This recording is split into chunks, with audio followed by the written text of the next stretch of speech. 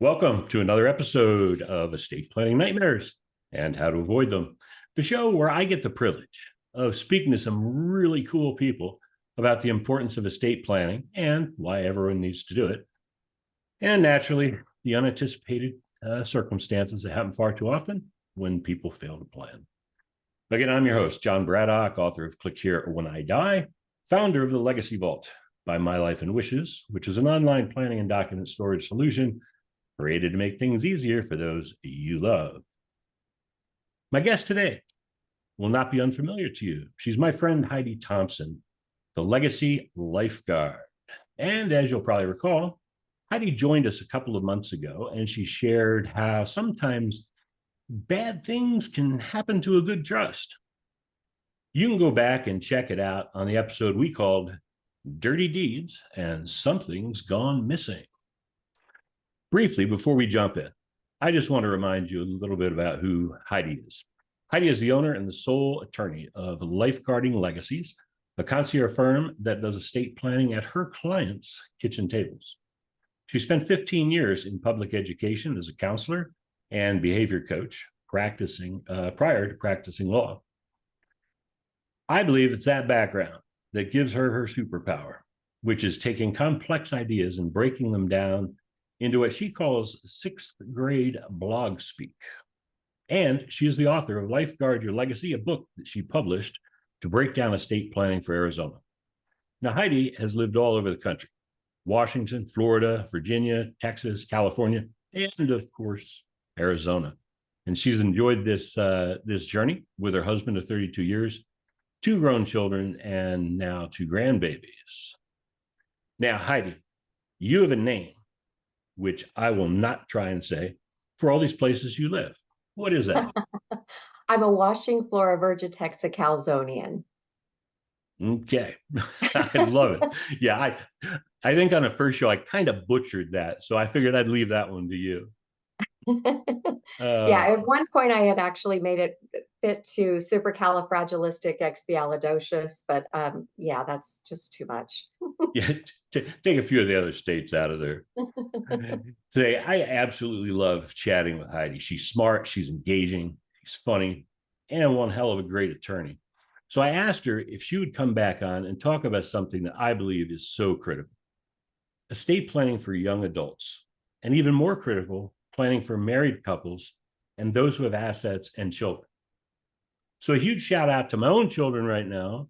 Listen and listen good. Welcome back, Heidi. Thank you. It's so good to be back. And I'm excited today. The clever title for today is Legal Laryngitis and Grief on Steroids. And I think we'll hit on both of those topics today. But, you know, when I meet people in estate planning, it seems like they always want to tell me about their parents or their grandparents, but they don't really realize that the first stage of estate planning actually happens as young as 18.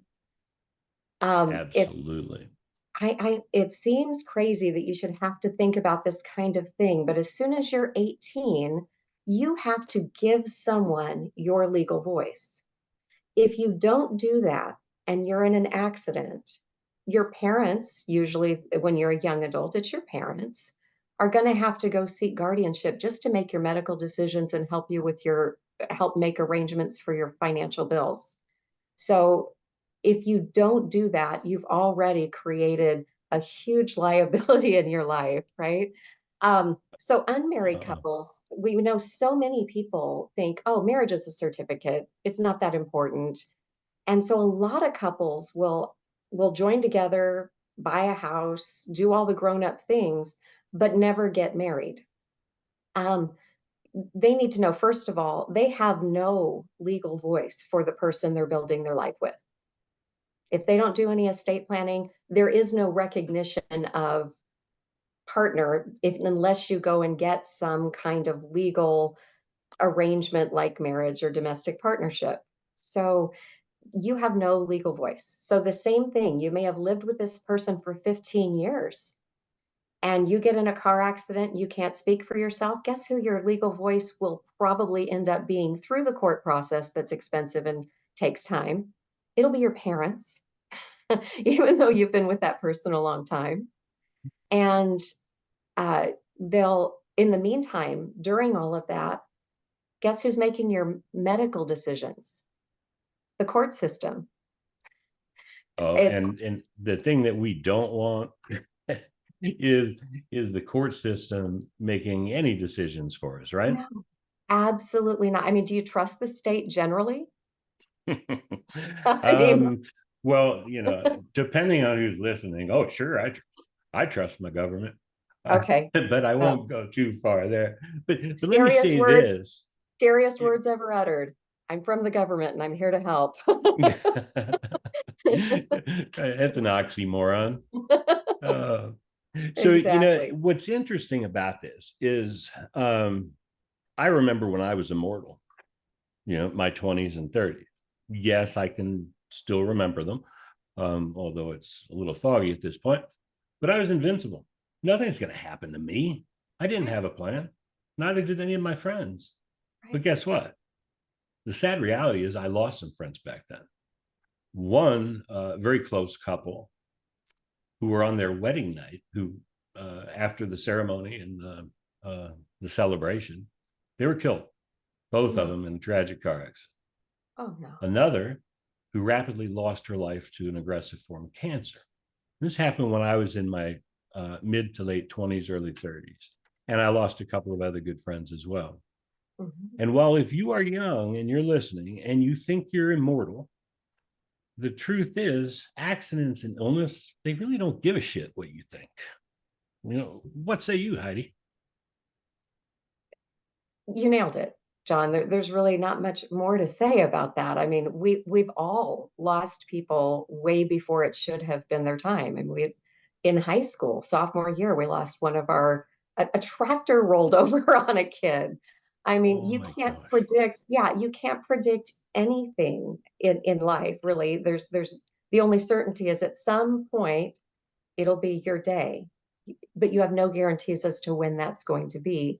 Preparing for it doesn't make it more likely to happen. I know there's a certain amount of superstition with people. Well, if I start talking about horrible things like death and incapacity and these horrible topics, that's going to make it more likely to happen.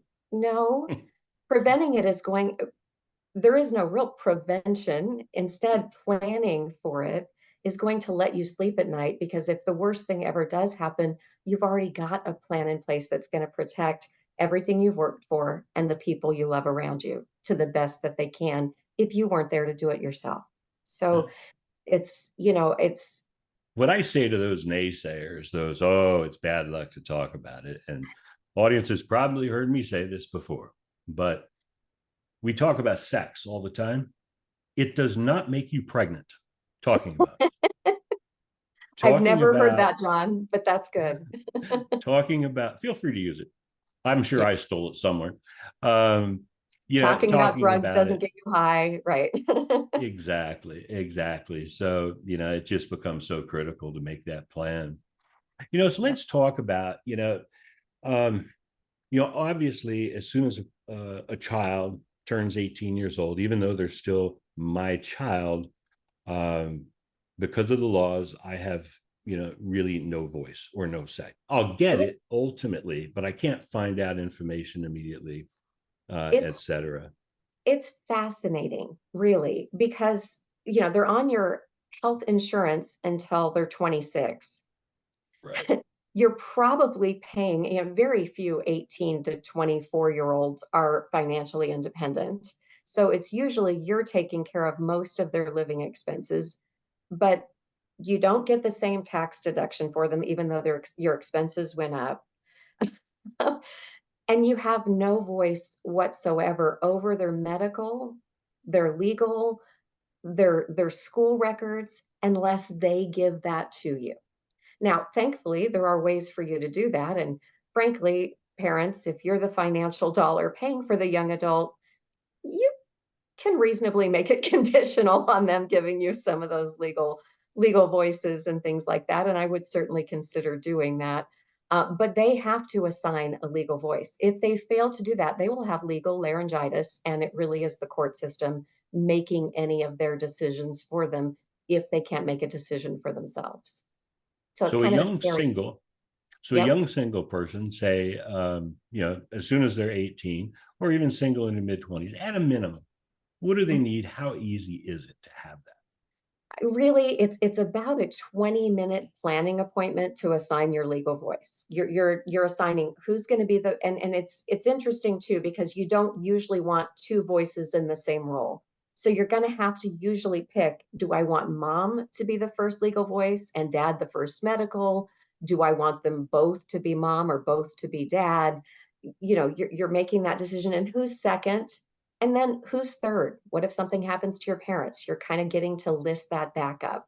You're doing that both for your financial voice, for all of the legal matters, and for your medical decision making. You're also doing so those are two different forms. One's the durable financial power of attorney. And the next one is the health care power of attorney. I do them all in the same document, but some people separate and do a mental health care power of attorney. This is if you needed psychiatric substance abuse or psychological treatment, that the persons that you list could seek that for you when you can't do that for yourself. This becomes super important in situations like dementia, where you don't want guardianship to be able to provide care. Even with younger couples, substance abuse, they're out of control, being able to get them that help is a good thing. And then HIPAA waivers. This is the same form you fill out at your doctor. It's a federal form that you list the people who can talk to doctors and find out medical information, that have authorization and access. It does not give them a medical voice. It only gives them access, but they can ask questions and find out your medical status, which is still important. And then I would also add on, if you're going to do all of that, also do a living will, which is what if the worst things happen, under what circumstances would I want the plug to be pulled, right? Um, it's taking that burden off of the family members you love and giving the conditions to the doctor so that they're following your wishes. It just takes that burden off family members. It's not really expensive just to do that.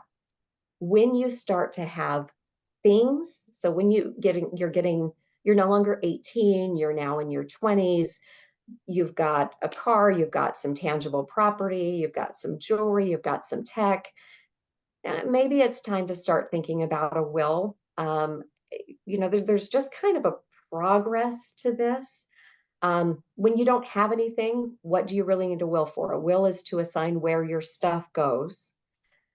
Now, when a will becomes really important is when you have a child. There we go. Let's go into, now you're married. You may own a home. You've got some vehicles, retirement assets, and here comes baby. Yep. This Well, is where it gets and you sticky. may not have done it all in that right order, but presuming True. you had, um, if you don't do a will, then you have not assigned guardianship for your kids. The single most important thing a will can ever do is assign guardianship for children. It's picking the person who, if you weren't there, would provide the most stability and love to your child during the greatest loss and trauma they will ever face. And failure to do this is, I mean, one of the worst things you could do to your child would be leave them in their worst possible state of trauma grief without a plan of where they should be to be cared for.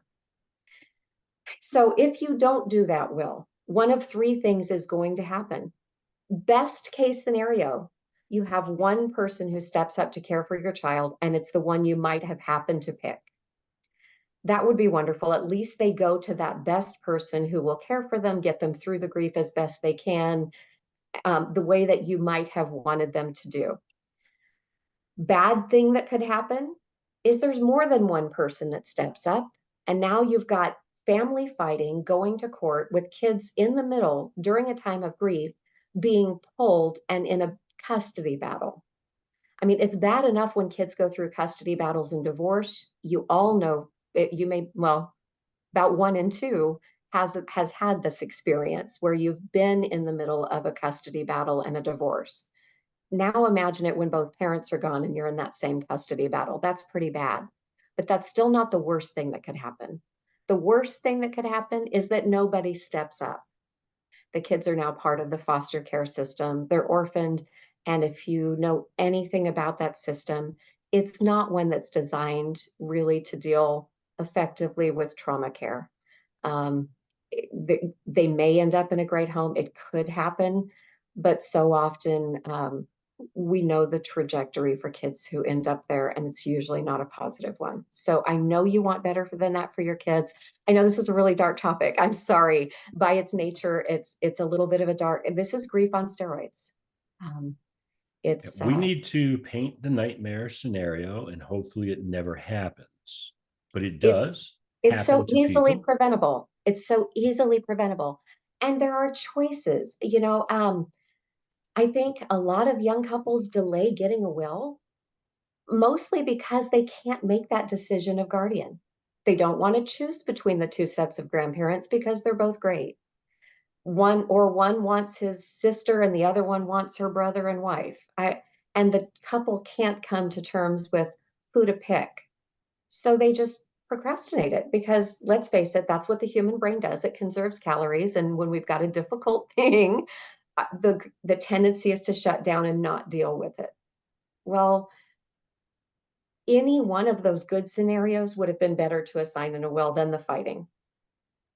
So I Absolutely. so I would say get it done. Now, the other option, sometimes I deal with parents who really they look at me and they say, we don't have a good sense for who would be the best guardian. We're weighing all these factors that we've talked about, who's going to love the kids, who's going to provide for the kids, who's going to provide the most stability to their own routine. Um, and by the way, if that person that we named is bad with money, that's not a problem. We can make someone else the steward of the money. We probably are going to use a trust to do that, not a will, but we have ways to make the person who's the guardian of your children not in control of the money. So I would never make a guardianship decision based on how good they are with money. I would do it based on how good they're going to be at getting your kid through the worst possible trauma of their life and raising them in an effective way that's comfortable and and safe and can hopefully grow them with your similar values. But really, it's about the love they're going to have in that home first. Well, Sorry. if you love your brother a lot, but he's an atheist and you are a strong Catholic, then he might not be the bad choice. The a good choice rather. He'd be the bad choice because he's not going to raise the child with your values, even though he loves the child, right? So yeah, it's a delicate balancing act. It's a delicate balancing act. And you can potentially, if you go the will route, you're really just assigning guardianship. You really don't have a lot of the customization options.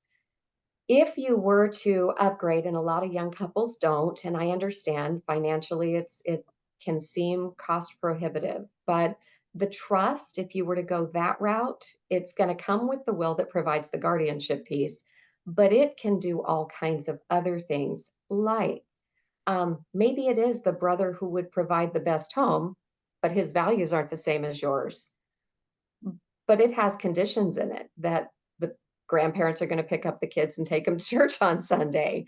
And the kid is still, for the, practical purposes, going to be raised in the faith. You can have those kinds of arrangements in something like a trust. Not in a will, but in something like a trust. Now, cool option that a lot of people don't talk about.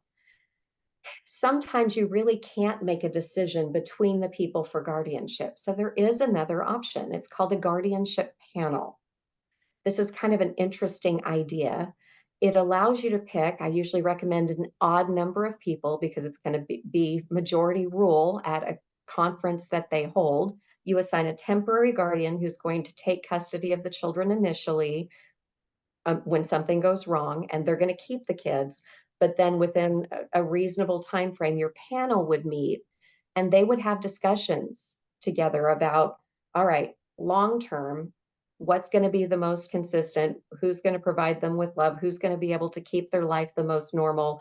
And they're going to weigh those factors and make a decision together. And if the child's old enough, they can try to give a persuasive statement to that panel. Like there's a lot of clever things we can do in the guardianship space to solve problems, as long as you're willing to be the adult and engage the conversation in it and not just conserve the calories and decide you don't want to deal with it. And that seems like a really good option for the ones who say, well, my family's here, your family's out there, it should be my brother, it should be your sister. You can't decide. Establishing the panel now, say, let's bring all these family members together to make the best possible choices. And if 5 years from now, it becomes crystal clear to you that it should be the sister, because she now has young kids, they're stable, they got a lot of money, you can change it. Absolutely. Absolutely. And I would be really remiss in doing this topic if I didn't mention you really need to have a financial thing in place for those kids too, to be able to grow them up if you aren't there. I don't sell life insurance. I'm not here to sell life insurance, but a term life insurance policy that would cover your income at least to raise the kids as kind of a income replacement idea is an absolute adulting necessity. You have a child, there should be a life insurance policy that covers your income to raise that child if you're not there to do it. And then I assume even if you don't have a trust initially, but you can specify that, and correct me if I'm wrong, because I'm not an attorney, but I could specify in my will that the life insurance proceeds would then create and go into a trust, so that the person who is raising my child just doesn't all of a sudden get $1 million in their pocket and might not spend it in the correct way. Is that right? You are correct. You can do what's called a testamentary trust.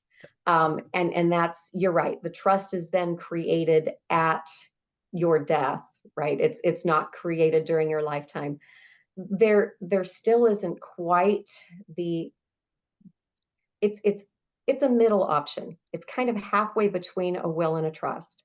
It doesn't allow you the same level of customization and creativity. And I mean, because with a trust, really, we can say anything we want to that's legal. There's about two things you can't do in a trust. You can't make anyone go against public policy, like telling them they have to divorce the ugly scum-sucking pig, right? You can't say that. and you can't make someone commit any kind of illegal act. So, they can't kill anyone, they can't commit fraud. You can't do those two things. Quite apart from that, as long as the trustee would be willing to follow that instruction, you can put it in a trust and it can be followed. So trusts allow you to do things like, say, I want my kids to be able to vacation with extended family, even if that's not the custodial guardian. I want them to be engaged in extracurricular activities during their growing up years. I want them to have a car at 16 if they're moderately responsible, because I'm not there to shuttle them around, and I want them to have some freedom because I'm not there. I want them to, make sure that the money is continuously invested so that they have all the training that they would want in their young adult lives, for whatever vocation they're going to pursue. You can even put in restrictions like, we're not going to allow them to major in things that don't end up in a real career. Gender studies. I love it. Yeah. So there's and so the life insurance then funds that trust, and then the money correct. is available for the things that you design in that trust, so that it doesn't become an added financial burden on that Bingo. loving family member that's going to rear your children. God forbid something happens. Absolutely. And the trustee doesn't have to be the guardian. The trustee can be providing either to the guardian, directly to the child if they're old enough, to different institutions on the kids, on their behalf, so they could pay directly for extracurriculars, they could pay directly um, for private school, any of those kinds of things. The trustee can do that if we've got a guardian who maybe isn't so great with money, but is really good with the kids. Yeah. Yeah. So lots of It, options. it's like Play-Doh or Legos. You can build whatever you want with that stuff, right? Yes, you can. It's Oh, well, beautiful. It really is beautiful that the options you have at your disposal as a young couple, to take care of your kids. There are so many options out there, um, but you have to do something. You can't just put it on the back burner and say, that's not that important to me. Um, and we didn't even talk really about what do we do with your house, but that's very secondary, in my opinion, obviously, to what we're doing to take care of the kids. right, right. Yeah, and those things all become critical because there are other assets, but obviously, I'm sure your 401k is going to transfer to your spouse and vice versa. They're named beneficiaries, but if you both go at the same time, that's where trust comes in handy because we should change those beneficiaries to just name the trust so the money goes into the pool, right? Well, yeah, okay. I teach this, and I think most minds, there are reasonable minds that differ in this area. Okay, this is one of the places where attorneys do things differently, and you could talk to 5 different attorneys who all do this part differently. I never recommend putting pre-tax assets, the ones that you didn't pay taxes on when you created them, right? So IRAs, 401ks, 403bs, 457, those kinds of accounts. I never recommend putting those into a trust. They're the only things I leave out of a trust. I put property in the trust. I put all of your bank accounts in the trust. I put all your post-tax investments in the trust. Everything else can go in the trust, but I do leave those outside because the Secure Act that happened in 2019, and that's a whole nother podcast that I'm sure someone has already had. If not, it's one you need to have. There are tax consequences for putting those things inside the trust. So what I do is I leave them outside. The kids are not going to have access until they're usually 21. They're going to have a 10-year span where they have those between 21 and 31 if it's kept outside the trust. And we can still put advisory language for the trustee on how to balance out what they receive from those outside assets with what's distributed from the inside. So really the life insurance you can think of, the life insurance and the house are kind of the 2 big ones for young couples that are in the trust. And if they've got any outside investments, they're working for a company and doing 401k matching, that's the one thing outside. Really, the way the Secure Act works, you want to use those funds during your retirement. They're really not a good inheritance vehicle for your kids. And that's why I asked the attorneys, folks, because I'm not the attorney, but I want the understanding to be there. So let me ask this question. What if Mhm. someone has a Roth IRA, which is taxed? Still keep it outside, or is it less of an issue? It's so that one can really go either way. I would probably put it in the trust. It has to be fully distributed within 10 years, but it's never taxed. Right. Perfect. So, because you paid tax on the income as you put it in, if you were eligible to create one of those. So you're going to not pay any taxes on any of the growth. So letting it grow inside or outside the trust doesn't really matter. It's just got to be fully distributed 10 years after the death of the person whose social security number it was in. Love it. Love it. Hey, this is great stuff. And as we're winding down our time, and I really appreciate it because, um, you know, I, when, when my kids were young, I didn't know what I know about life and hadn't seen as many people die and the problems that they're created. And I didn't have a plan. And I was lucky. I made it through. But again, a lot don't. And it's sad. And we're not necessarily saying that it's both partners perish same time. It's important if just one perishes to have the trust in place and to have the necessary insurance, and to make sure that things are taken care of. So what what one last piece of advice would you share with the audience, Heidi? Okay. Last piece. Kind of got into this in my last podcast, but I would say it's worth repeating. For all the advice we gave so far when we started talking about kids was if you were married. If you are unmarried, and we're talking about kids, you have to really be strategic in what you do with ownership of assets. You definitely need an attorney.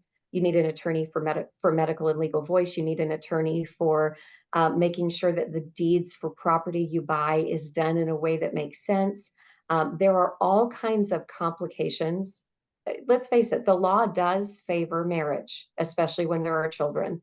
And so when you do that a different way, the law does not work on your side. You have to make the law adapt to your side, and that's going to take an attorney. Yeah, great advice. Great advice. And as always, Heidi is easy to reach out to. I'm going to put all of her contact information in the show notes. Her website, how to reach her, how to get a copy of her book. Follow her on social media. We'll have it all in there. Thank you. Say, Heidi, it is always such a pleasure talking to you. I love our conversations, and thanks for coming back on. And we'll do it again.